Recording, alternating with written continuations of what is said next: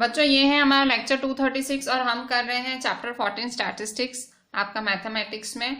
And we were doing in the last lecture we were doing sums related to grouped frequency distribution और हम थे exercise 14.2 पे। 14.2 हमने almost we finished it. Question 9 was given as homework. So question 9 मैंने as a homework दिया था आपको, जो कि है पेज 246 आपकी एनसीईआरटी टेक्स्ट बुक में ही। सो question 9 was a company manufacture car batteries of a particular type. The lives in years of 40 such batteries. 40 batteries हैं, सबकी लाइफ लिखी हुई है, 40 बैटरीज की लाइफ लिखी हुई है। सो ये साल है, मतलब कितने साल बैटरी चलेगी। सो आपको बनाना है group frequency distribution table for this data. आपको टेबल बनाना है और आपको क्लास साइज रखनी है 0.5। सो 2 से 2.5 इस तरह से इन्होंने कहा है कि, और हमने डिस्कस भी ऑलमोस्ट किया था कि भाई सबसे छोटा कौन सा है। सो उसके हिसाब से क्लास लेंथ हम क्लासेस लिखेंगे। सो 2 से 2.5, फिर 2.5 से 3.0, फिर 3.0 से 3.5। सो ऐसे करके हम लिखेंगे, ठीक है। सो बच्चों आपका आंसर कुछ ऐसा आना चाहिए। सो 2 से 2.0 से 2.5 से 4.5 से 5.0 तक ये बनेगा आपका फ्रीक्वेंसी डिस्ट्रीब्यूशन टेबल। सो ये क्लासेस हैं, इसका 2, इसका 6 और 3.0 3.5 का 14, फिर 3.5 से 4.0 का 11, 4, 3 और इसका टोटल 40 आना चाहिए। So just compare your answer. आपने क्वेश्चन 9 किया है, जस्ट कंपेयर इट कि इफ इट इज राइट और wrong. So I have shown you the solution of question 9। बच्चों अब हम हमारा नेक्स्ट टॉपिक चालू कर रहे हैं इस चैप्टर का। पेज नंबर 247 आपकी एनसीईआरटी है, जो कि है ग्राफिकल रिप्रेजेंटेशन ऑफ डेटा। सो हमने पहला जो ग्रुप्ड फ्रीक्वेंसी डिस्ट्रीब्यूशन वाला टॉपिक कर लिया। अभी graphical representation of data, data को ग्राफिकल फॉर्म में दिखाना हो तो कैसे दिखा सकते हैं। सो ये है आपका पेज 247 एनसीईआरटी के अंदर। सो आपको हेडिंग डालनी है ग्राफिकल रिप्रेजेंटेशन ऑफ डेटा आपकी नोटबुक में, ग्राफिकल रिप्रेजेंटेशन ऑफ डेटा। अच्छा, इसमें क्या करना है हमें। सो देखो हमने देखा कि आप ग्राफ को टेबलर फॉर्म, आप डेटा को, आप इंफॉर्मेशन को टेबलर फॉर्म में दिखा सकते हो, टेबल के फॉर्म में दिखा सकते हो, पर आप डेटा को ग्राफिकल फॉर्म में भी दिखा सकते हो, ठीक है। सो अगर आप टेबल से बना सकते हो तो वैसे ही आप उसको एक ग्राफिकल रिप्रेजेंटेशन में भी बना सकते हो। सो ऐसा कहा भी जाता है कि एक पिक्चर हजारों शब्दों से बेटर होती है, मतलब वो पिक्चर देख के आपको पूरी मतलब पता लग जाएगा कि क्या बोलना चाहता है। सो तो देखो 3 तरह के ग्राफिकल रिप्रेजेंटेशंस होते हैं जो इस साल आपका पोर्शन है। सो 3 तरह के ग्राफिकल रिप्रेजेंटेशंस होते हैं। So graphical representation of data can be in 3 forms. So first form है A bar graphs, B histograms, histograms of uniform widths and of varying widths, और तीसरा है फ्रीक्वेंसी पॉलीगॉन। सो इन तीनों में आप जो ग्राफिकली अपना डेटा रिप्रेजेंट कर सकते हो इन तीनों ग्राफ्स में। सो इस बारी जो 2021 है, जो ये कोरोना वाला साल है, जो 30% सिलेबस रिड्यूस हुआ है, सो आपको इस बारी सिर्फ बार ग्राफ है आपके कोर्स के अंदर, और आपको हिस्टोग्राम ऑफ यूनिफॉर्म विड्थ है। Histogram of varying width cancel है आपका, फ्रीक्वेंसी पॉलीगॉन कैंसिल है, ठीक है। सो आपको कम से कम पता होना चाहिए। आप हेडिंग डालो graphical representation of data. So graphical representation 3 है। फर्स्ट है बार ग्राफ, सेकेंड है हिस्टोग्राम ऑफ यूनिफॉर्म विड्थ और वेरिंग विड्थ, और तीसरा है फ्रीक्वेंसी पॉलीगॉन। पर हम सिर्फ यही पढ़ेंगे क्योंकि हमारे कोर्स में इस बार जो है बार ग्राफ और histogram of uniform width. So bar graph कैसे होते हैं। सो बार ग्राफ पिक्टोरिकल रिप्रेजेंटेशन ही होता है डेटा का, जिसमें बार्स होते हैं, ठीक है, कुछ ऐसे, ठीक है। ये है बार ग्राफ।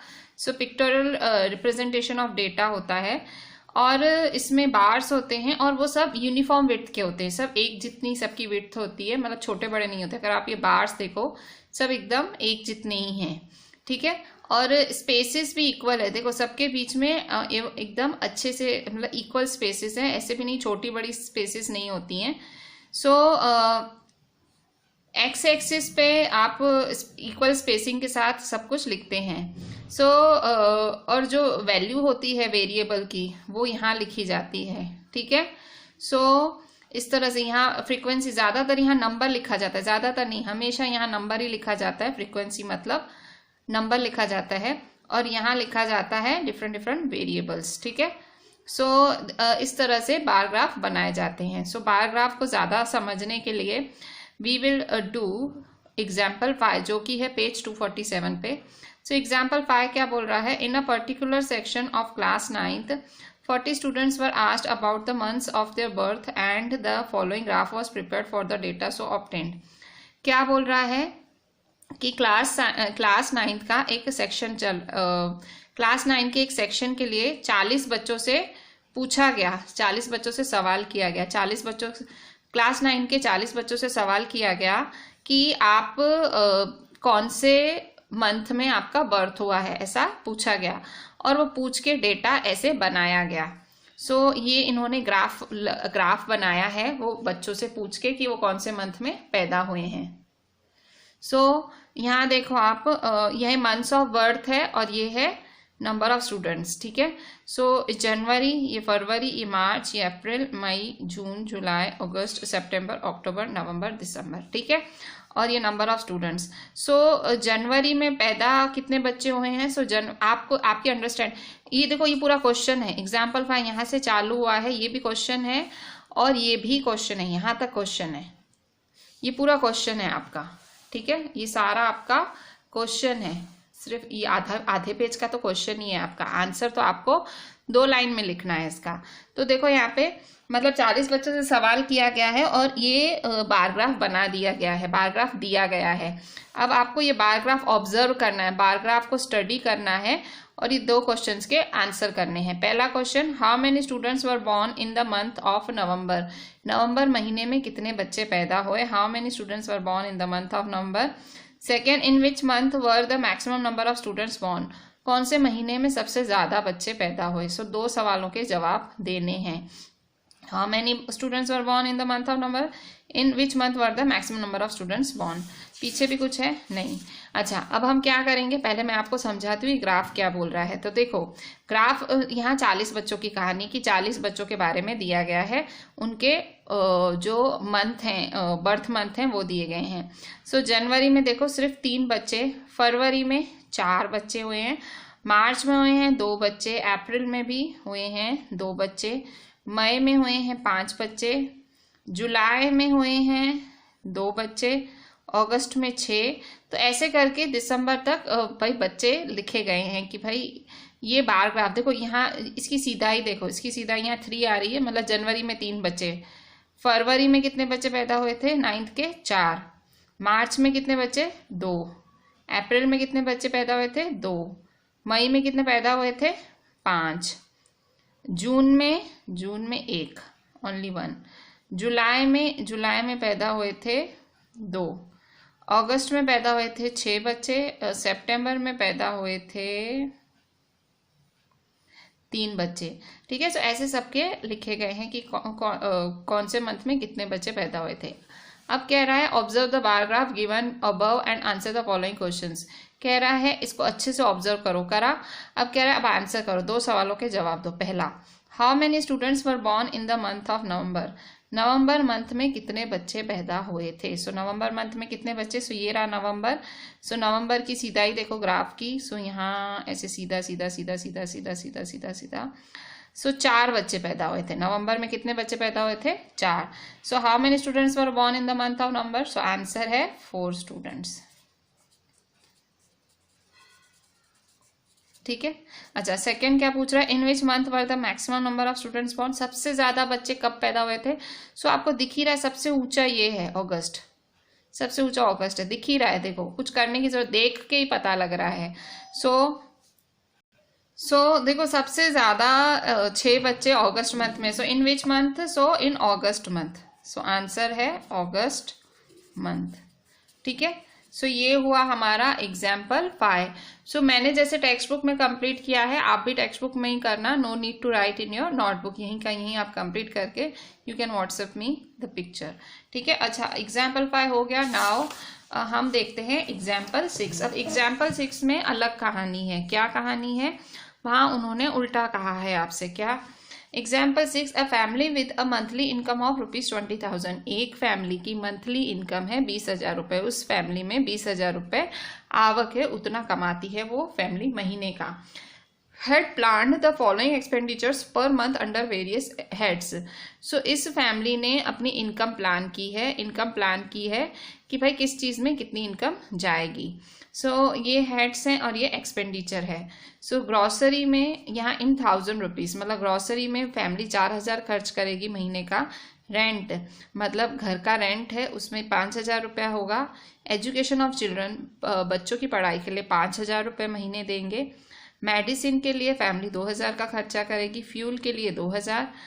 एंटरटेनमेंट के लिए 1,000 और मिसलेनियस मतलब कोई अलग सा खर्चा या कोई अलग खर्चा आ जाता है उसके लिए 1,000। ये एक्सपेंसेस हैं फैमिली के, और ये मतलब इस पे इतना खर्चा करेगी। और आपको क्या करना है? Draw a bar graph for the above data.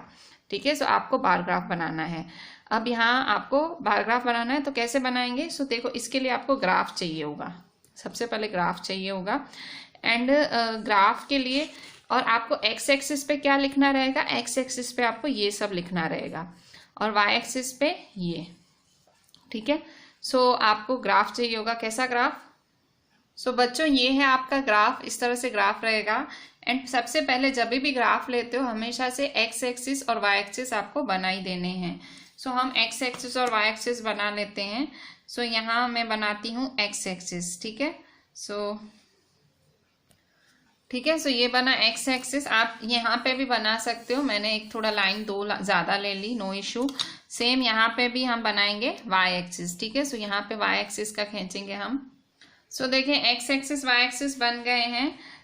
This is our x axis and this is our y axis. ठीक है, अब हम क्या करेंगे? सिंपली आप देखो यहाँ पे। यहाँ देखो, ये हेड्स हैं, grocery, rent, education of children, medicine. ये सारे एक्स एक्सिस पे आएंगे और वाई एक्सिस पे ये। अच्छा, वाई एक्सिस में देखो सबसे छोटा है 1 और सबसे बड़ा है 5। वाई एक्सिस में आप जो फ्रीक्वेंसी लिखोगे वो 1 यूनिट के डिफरेंस में लिखोगे। ठीक है, सपोज अगर यहाँ 0 है, ठीक है, यहाँ अगर 0 है ये होगा आपका 1।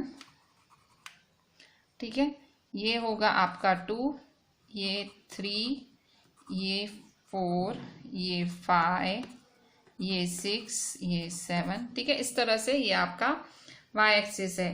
ठीक है, ये वाई एक्सिस में इन्होंने क्या लिखा है? ये जो नंबर वाला यहाँ क्या लिखा है? Expenditure in 1,000 rupees. तो आपको यहाँ लिखना है एक्सपेंडिचर इन 1,000 रुपीज़।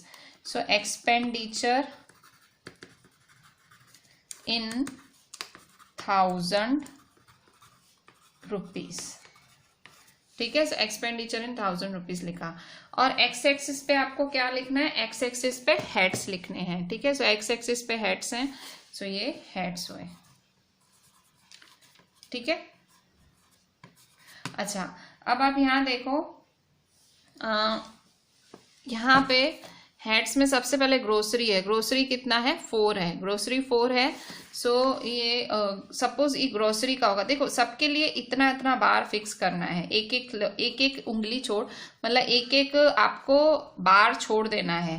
ठीक है, ग्रोसरी के लिए 4 है। ये कहाँ है 4? ये रहा 4। ये 4 की आप स्ट्रेट लाइन है। यहाँ ये रहा आपका ग्रोसरी। ठीक है, ये है ग्रोसरी।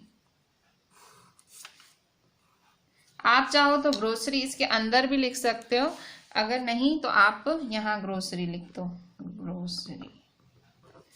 ठीक है, अच्छा, अगर आपको डिज़ाइन करना है you can design, do the design, और आपको शेडिंग करनी है शेडिंग भी कर सकते हो। ठीक है, अच्छा, अब ग्रोसरी के बाद है रेंट। रेंट कितना है? रेंट है 5। 5,000 रेंट है 5। फिर से देखो, एक ग्राफ छोड़ा। मेरे को कन्फ्यूजन ना हो, मैंने पहले ही इसे हाथ से थोड़ा सा कर दिया था। रेंट मुझे बनाना है 5 पे। ये मेरा 5। ठीक है, ये मेरा 5 हुआ। ठीक है,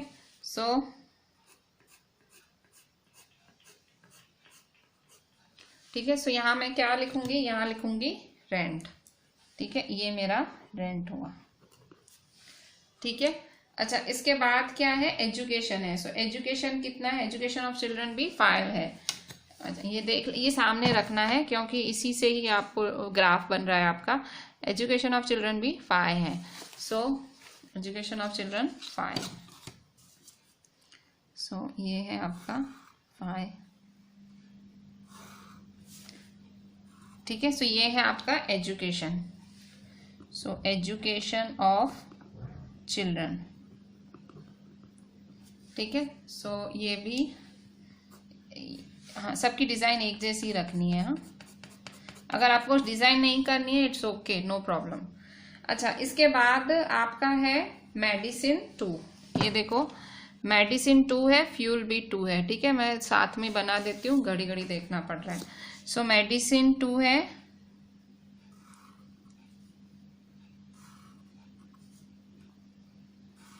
और फ्यूल भी 2 है, ठीक है। सो मेडिसिन और फ्यूल दोनों 2। सो यहाँ मैं इसको यहाँ कंप्लीट करती हूँ, इसको यहाँ कंप्लीट। सो मेडिसिन का और ये हुआ फ्यूल का। सो मेडिसिन और ये हुआ फ्यूल, ठीक है। अच्छा, अब फिर लास्ट क्या रहा, फिर यहाँ देखो एंटरटेनमेंट 1 है और मिसलेनियस 1 है। मिसलेनियस मतलब अदर एक्सपेंसेस, एंटरटेनमेंट 1, मिसलेनियस 1। सो एंटरटेनमेंट पे 1,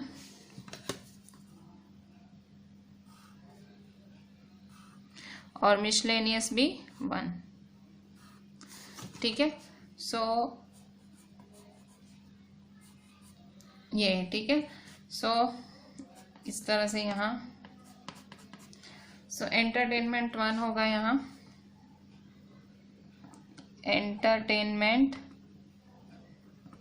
और मिसलेनियस, ठीक है, मिसलेनियस, ठीक है। सो इस तरह से है ये, ठीक है। So this is your graph. ये हमने पूरा ग्राफ कंप्लीट किया। ये देखो हेड्स, एक्स एक्सिस पे हेड्स लिया और नंबर हमेशा वाई एक्सिस पे लेना होता है, और ये आपका सारा बना, ठीक है। So this is your graph of example 6, ठीक है। एग्जाम्पल 6 का ये ग्राफ है आपका।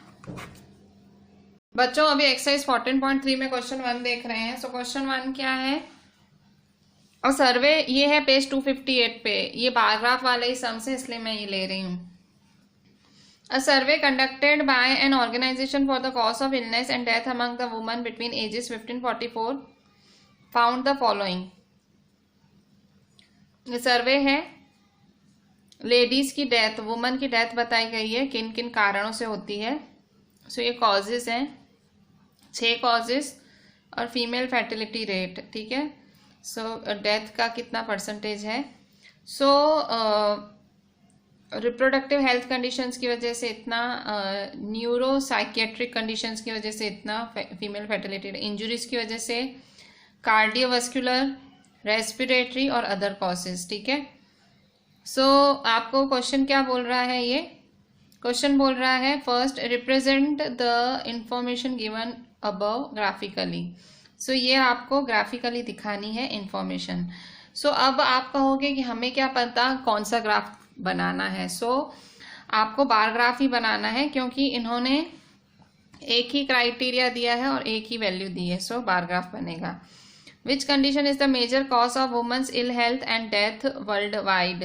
सो सबसे बड़ा कॉज क्या है औरत की डेथ का। सो सबसे बड़ा कॉज है रिप्रोडक्टिव हेल्थ कंडीशन, 31.8% है जिसका, सबसे ज़्यादा है। सो सेकेंड का आंसर है reproductive health conditions. Third, try to find out with the help of your teacher any 2 factors which play a major role in the cause in second above being the major cause.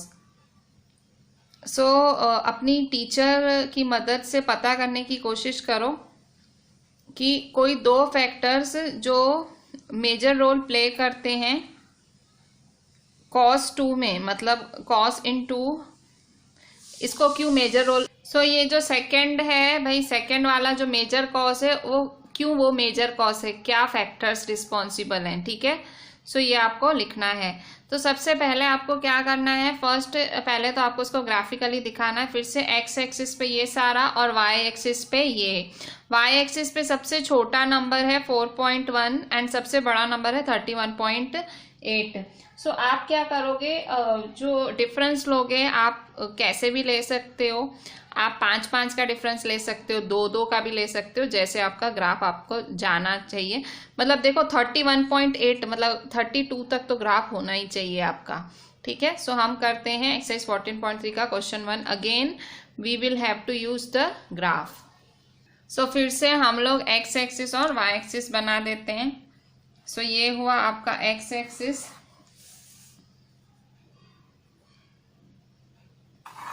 ठीक है, and फिर यहाँ पे आपका Y axis, ठीक है। हम क्या कर रहे हैं, हम एक्सरसाइज का सम कर रहे हैं, क्वेश्चन कर रहे हैं, ठीक है। सो वाई एक्सिस बना लेते हैं यहाँ पे। सो हमने ये वाई एक्सिस भी बना ली। हम क्या कर रहे हैं, हम कर रहे हैं एक्सरसाइज 14.3 का क्वेश्चन 1 कर रहे हैं, ठीक है। सो यहाँ हमने एक्स एक्सिस और वाई एक्सिस बना ली है। सो अब हम क्या करेंगे, अब एक्स एक्सिस के जो देखो सबसे पहले तो बार ब्लॉक में बनता है वो पता है। अच्छा, और वाई एक्सिस में फिगर कैसे डिसाइड करेंगे, ठीक है। सो ये तो हुआ कॉजेस, तो ये होंगे कॉजेस, एक्स एक्सिस की ये कॉजेस हैं, कॉजेस यहाँ लिखेंगे।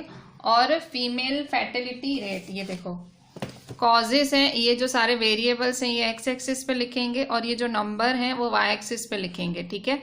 फीमेल फर्टिलिटी रेट ये लिखेंगे वाई एक्सिस पे, ठीक है। सो फीमेल फर्टिलिटी रेट,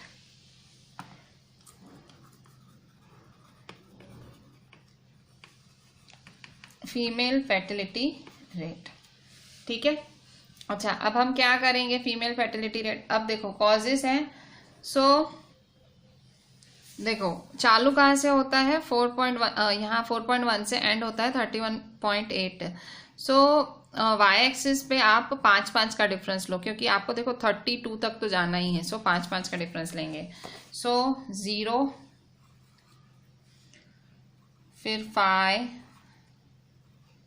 10, 15, 20, 25, 30, ठीक है।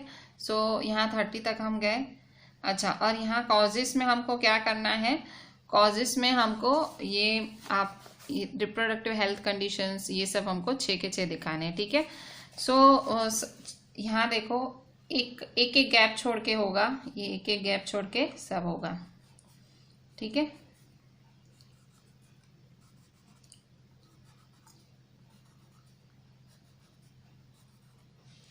ठीक है।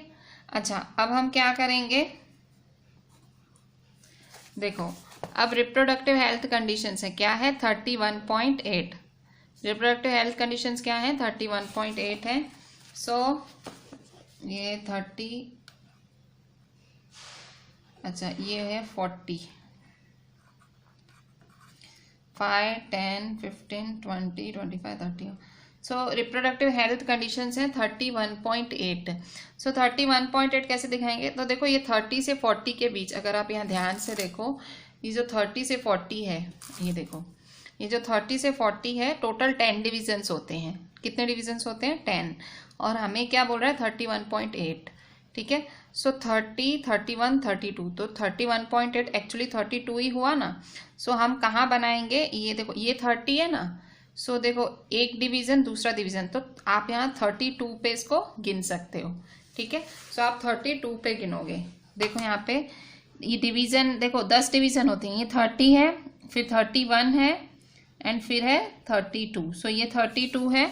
सो आपको यहाँ 32 पे गिनना है, ठीक है। सो ये हुआ आपका 32, ठीक है। सो ये आपका 32 हुआ। सिंपली आप इसको ड्रॉ कर दो, ठीक है। सो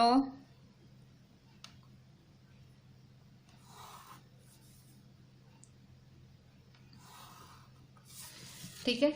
सो ये आपने 31.8 दिखाया, ये है रिप्रोडक्टिव हेल्थ कंडीशंस। तो यहाँ क्या लिखेंगे हम, रिप्रोडक्टिव हेल्थ कंडीशंस। तो 31.8 अच्छा ये 31 ही दिखाया, 32 दिखाना है हमें, ठीक है। ये 30, 31, 32 दूसरे डिवीजन पे दिखाना है। 31.8 मतलब तकरीबन 32 ही हुआ ना।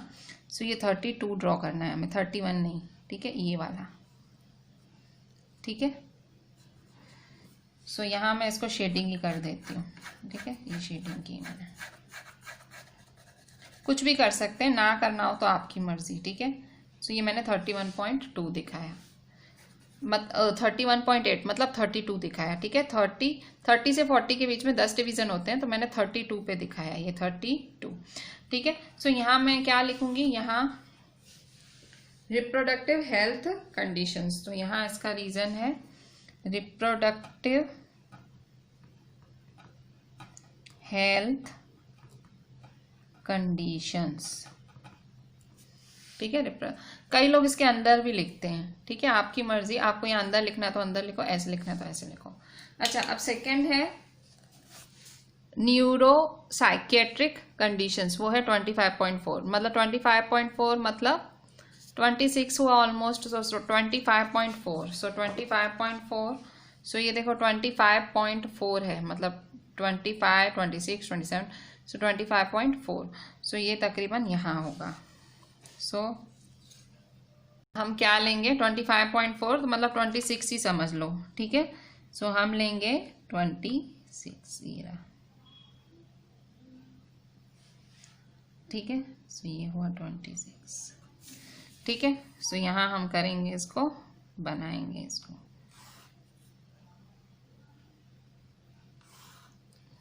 ठीक है। सो यहाँ आपने इसको बना दिया,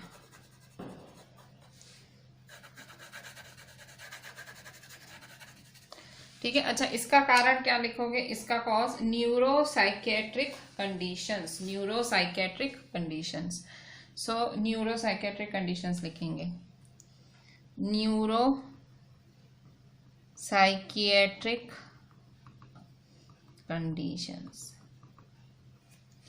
ठीक है। सो इंजुरीज, तो इंजुरीज कितनी होगी 12.4, इंजुरीज होगी 12.4। सो कैसे इंजुरीज 12.4, तो अच्छा यहाँ ये देखो तीसरा वाला है इंजुरीज, इंजुरीज कितना है 12.4 मतलब तकरीबन 13 हुआ। सो 12.4 इंजुरीज, बच्चों यहाँ देखो 25, 30 और यहाँ 35 होगा, मैंने 40 लिख दिया है सीधा, ठीक है। सो यहाँ देखो 0 से 5 मतलब 2 डिवीजन 1 काउंट होगा आपका, मतलब 2 डिवीजन 1 होगा। 0 से 5 मतलब जैसे देखो यहाँ पे, जैसे सपोज ये है, ठीक है, इसको हम ध्यान से देखते हैं, ठीक है। सो यहाँ देखो 2 डिवीजन 1 होगा, मतलब इसको 1 बोलेंगे, इसको 2 बोलेंगे, इसको 3, इसको 4 और ये 5। सो इस तरह से 2 डिवीजन 1 बन जाएगा। सो सेम यहाँ पे भी है, हमें क्या दिखाना है, हमें दिखाना है 12.4। सो देखो ये 10 है, ये 10 है, यहाँ देखो ये 10 है, ठीक है। सो ये आपका 10 है, पर हमें क्या दिखाना है, हमें दिखाना है 12.4, मतलब 12.4 दिखाना है। सो 2 डिवीजन 1 होगा, ठीक है। सो ये देखो 2 डिवीजन 1, सो ये 11 हुआ, ये 12 हुआ और ये 12.4, सो ये स्ट्रेट 12.4 हुआ, ठीक है। ये हुआ आपका 12.4, ठीक है। सो ये हुआ आपका 12.4, मतलब आपको 2 डिवीजन को 1 गिनना है, क्योंकि आपने 5-5 का डिफरेंस लिया है ना। सो ये 12.4 तकरीबन हुआ, मतलब ये 10, 11, 12, 13, 14, सो 4 ही। सो ये हुआ आपका 12.4,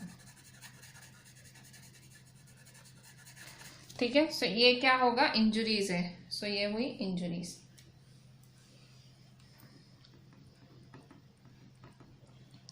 ठीक है। अच्छा, नेक्स्ट क्या है आपका कार्डियोवास्कुलर कंडीशंस। तो कार्डियोवास्कुलर कंडीशंस क्या है, सो कार्डियोवास्कुलर कंडीशंस है 4.3। सो कार्डियोवास्कुलर कंडीशंस 4.3, सो वो कैसे दिखाएंगे, फिर से देखो 2 को 1 मानना है, 0 से 5 है। सो देखो 4.3 तकरीबन कहाँ होगा 4.3, सो देखो ये तो 4 होगा, ये 4 होगा, सो 4.3 यहाँ होगा तकरीबन, ठीक है। सो 4.3 ये, ठीक है। सो ये हुआ आपका 4.3। अच्छा ये क्या है, ये है हमारा कार्डियोवास्कुलर कंडीशंस। सो कार्डियोवास्कुलर कंडीशंस, कार्डियोवास्कुलर कंडीशंस,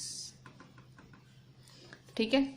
अच्छा इसके बाद फिर हमें क्या है, इसके बाद है हमें रेस्पिरेटरी कंडीशंस जो कि है 4.1। रेस्पिरेटरी कंडीशंस है 4.1। सो रेस्पिरेटरी कंडीशंस 4.1 देखते हैं। सो यहाँ देखो फिर से यही सीधा ही होगी 4.1। सो तकरीबन यही, इसके थोड़ा सा नीचे होगा, ठीक है, थोड़ा हल्का नीचे। सो ये हुआ हमारा 4.1, ठीक है।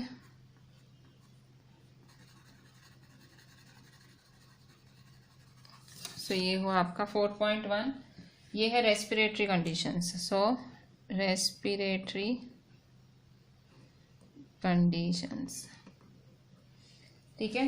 फिर नेक्स्ट है अदर कॉजेस। तो अदर कॉजेस क्या है, अदर कॉजेस है 22। सो अदर कॉजेस 22 है। सो कहाँ करेंगे, सो ये देखो ये 20 है। सो देखो अदर कॉजेस 22 है। सो कैसे करेंगे, सो देखो 20 2 का 1, सो 21 और ये 22, ठीक है। So other causes 22।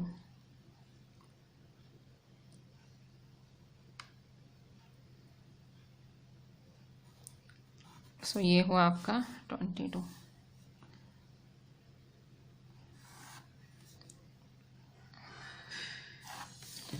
ठीक है। सो ये है आपका other causes.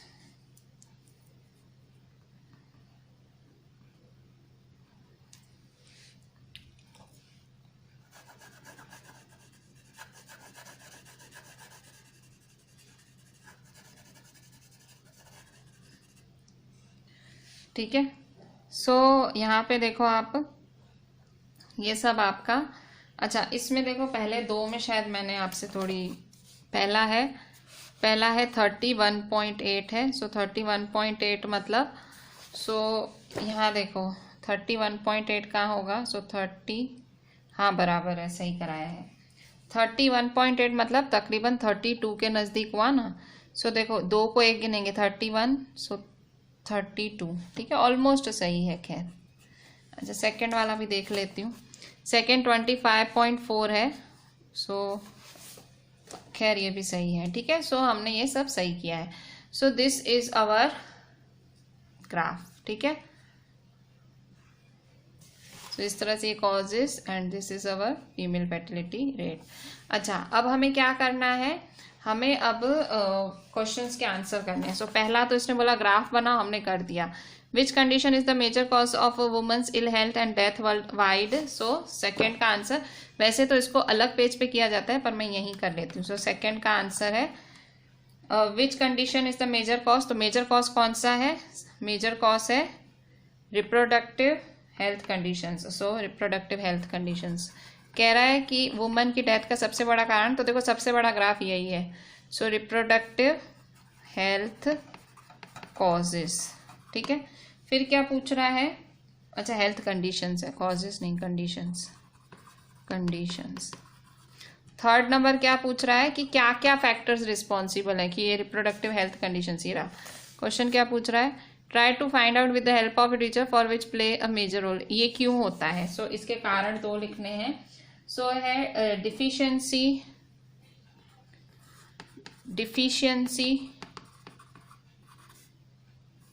Second improper diets, ठीक है। मतलब डिफिशियंसी इन डाइट्स या डिफिशियंसी डिजीज, ये रिप्रोडक्टिव हेल्थ कंडीशन क्यों होती है, अगर किसी चीज़ की डिफिशियंसी और इम्प्रॉपर डाइट्स की वजह से, ठीक है। सो पहला सवाल था ग्राफ, तो ये हमने ग्राफ भी दिखा दिया, ये ग्राफ दिखाया। और दूसरा तीसरा सवाल, सो देखो ये 3 सवालों के जवाब देने थे हमें। अच्छा अब सेकंड देखो, क्वेश्चन 2 क्या बोल रहा है। क्वेश्चन 2 में the following data on the number of girls to the nearest 10 per 1000 boys in different sections of Indian society is given below, मतलब 1000 लड़कों के सामने कितनी लड़कियां हैं ये उसका नंबर है। 1000 लड़कों के सामने कितनी लड़कियां हैं। शेड्यूल कास्ट में 1000 लड़कों के सामने 940 लड़कियां हैं। शेड्यूल ट्राइब में 1000 लड़कों के सामने 970 लड़कियां हैं। नॉन SC/ST में 920 लड़कियां हैं। बैकवर्ड में डिस्ट्रिक्ट्स में 9, मतलब 1000 लड़कों के सामने कितनी लड़कियां पैदा हुई। सो ये उसका हमें क्या करना है, ये इन्होंने इन्फॉर्मेशन दिया है। और first represent the information above by a bar graph, बहुत क्लियर लिखा है, बार ग्राफ बनाना है, ठीक है। फिर in the classroom discuss what conclusions can be derived at from the graph, discuss करो कि इस ग्राफ से आपको क्या जानने मिला, ठीक है। तो सबसे पहले तो बार ग्राफ बनाएंगे। सो एक्स एक्सिस पे सेक्शन और वाई एक्सिस पे नंबर ऑफ गर्ल्स पर 1000 बॉयज। अच्छा, अब यहाँ देखो ये है 9, सबसे जो छोटा नंबर है 910 है एंड सबसे बड़ा नंबर है 970। सो हम इसके हिसाब से ग्राफ बनाएंगे, ठीक है। सो करते हैं एक्सरसाइज 14.3 का क्वेश्चन 2। सो एक्सरसाइज 14.3 क्वेश्चन 2, ठीक है।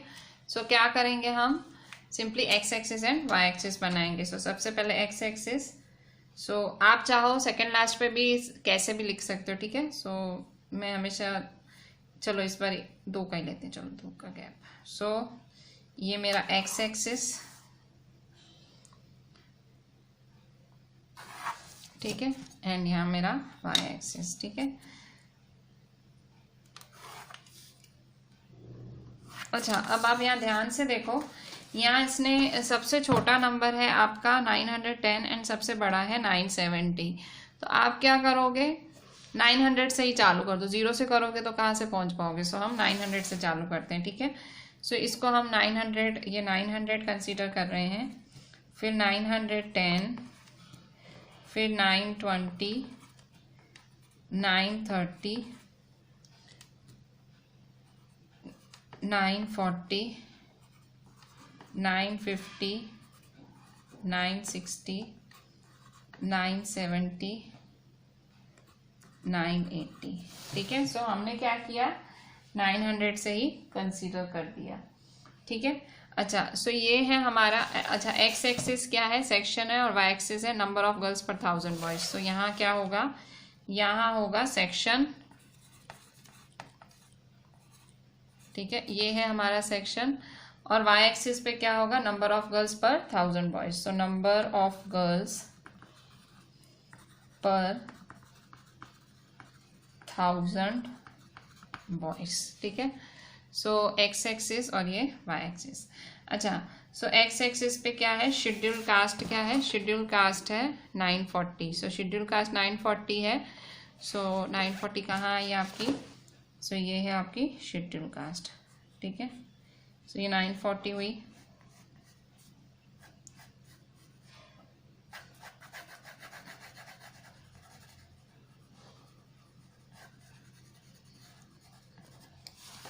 ठीक है, फिर ये शेड्यूल ट्राइब हुई 970, ठीक है। सो शेड्यूल ट्राइब 970 हुई। सो ये हुई आपकी 970,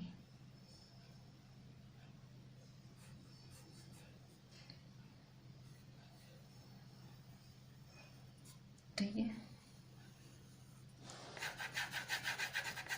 अच्छा, ये शेड्यूल कास्ट है और ये शेड्यूल ट्राइब। सो ये शेड्यूल कास्ट और ये शेड्यूल ट्राइब, ठीक है। नेक्स्ट क्या है, नेक्स्ट है नॉन SC/ST 920। सो 920 कहाँ है, ये है 920। सो ये आपका 920 हुआ।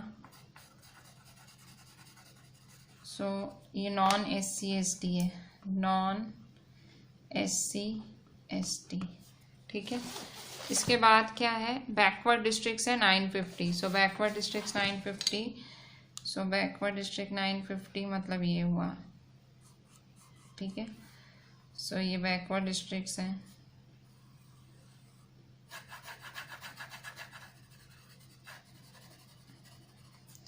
सो ये हुए बैकवर्ड डिस्ट्रिक्ट्स, बैकवर्ड डिस्ट्रिक्ट्स, ठीक है। अच्छा, इसके बाद क्या है, नॉन बैकवर्ड डिस्ट्रिक्ट्स हैं 920। सो नॉन बैकवर्ड डिस्ट्रिक्ट्स हैं 920 ये रहा। सो ये हैं आपके नॉन बैकवर्ड डिस्ट्रिक्ट्स। सो ये होंगे non backward districts, non backward districts. ठीक है, इसके बाद क्या है रूरल, तो रूरल कितना है 930 है। सो रूरल 930, सो ये रहा 930, ये 930 क्या है रूरल है। ठीक है, सो 930 रूरल। अच्छा अर्बन कितना है 910, सो 910 है अर्बन। ठीक है, सो इस तरह से ये हमने बार ग्राफ बना दिया। ठीक है, सो बार ग्राफ तो हमारा तैयार हो गया, मैंने स्केल नहीं यूज़ की बट आपको करनी है। ठीक है, एक्स एक्सिस वाई एक्सिस सब तैयार है। सो अब हमें क्या करना है,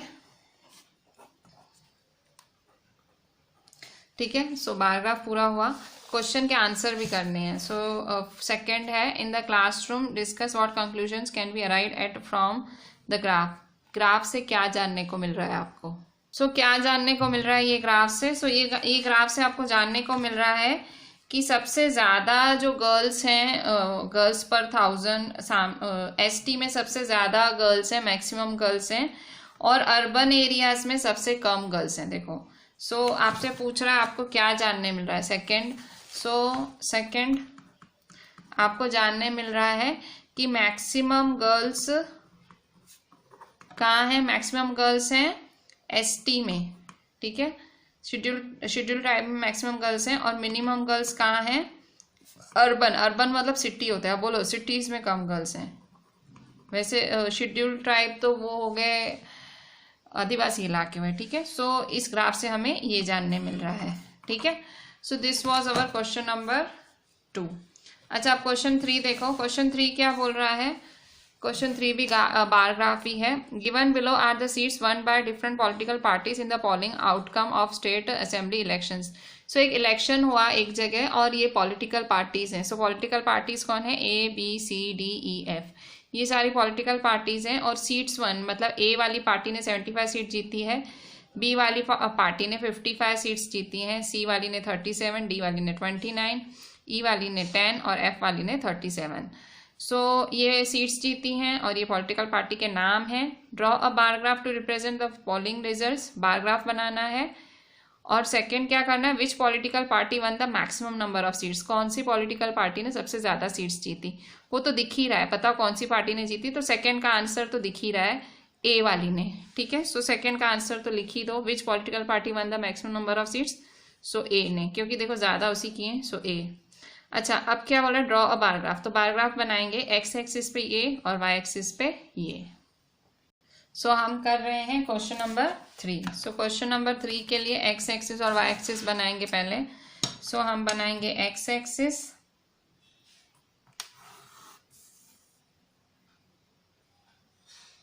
ठीक है, और बनाएंगे वाई एक्सिस। ठीक है, अच्छा इसमें यहाँ पॉलिटिकल पार्टी लिखेंगे, पॉलिटिकल पार्टी। ठीक है, और यहाँ क्या लिखेंगे, यहाँ लिखेंगे सीट्स वन। ठीक है, अच्छा अब आपको ए, तो यहाँ देखो यहाँ ए का बनेगा आपका, यहाँ बी का बनेगा, यहाँ सी का, यहाँ डी, ई और ये एफ। ठीक है, अच्छा अब आप क्या करोगे, तो देखो यहाँ पे जो ए पॉलिटिकल पार्टी है, ए वाली पॉलिटिकल पार्टी, उसको 75 है। देखो सबसे कम 10 है, सबसे ज़्यादा 75, तो 10-10 का ही डिफरेंस लो। ठीक है, सो 10-10 का डिफरेंस लोगे। सो देखो 10, 20, 30, 40, 50, 60, 70, 80, 90, 100। ठीक है, सो आपने 10-10 का ही डिफरेंस लिया। अच्छा अब क्या करेंगे, सिंपली ए पे 75, सो ए पे 75, सो ये ए है, 75 कहाँ आएगा, सो देखो एक वन मतलब 70, 71, 72, 73, 74, 75, 76, 77, 78, 70। सो 75 कहाँ आएगा, ये रहा 75। सो ये बीचों बीच आएगा, ठीक है। सो ये आपका 75 हुआ, ठीक है। स्केल यूज करना प्लीज, स्केल यूज करना, स्केल के बिना मत करना, बार ग्राफ में स्केल्स यूज करनी पड़ती हैं, ठीक है। उसी तरह से बी, सो बी है 55, ठीक है। सो 55 कहाँ यूज होगा आपका, सो ये देखो 50 तो बीचों बीच 55 ये रहा, ठीक है। 50 और 60 के बीच में,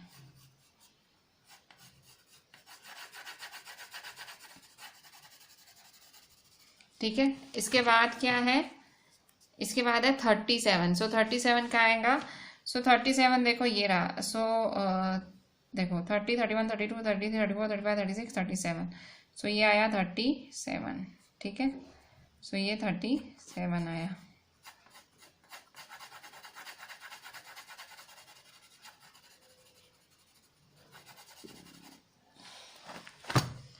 ठीक है। 29, सो 29, सो ये 29 है। सो ये हुआ 29, ठीक है। इसके बाद क्या है 10 और ये 37, ठीक है। सो 10 कहाँ है, ये है 10 और ये है 37। सो 37 कहाँ है, 37 ये रहा, ठीक है।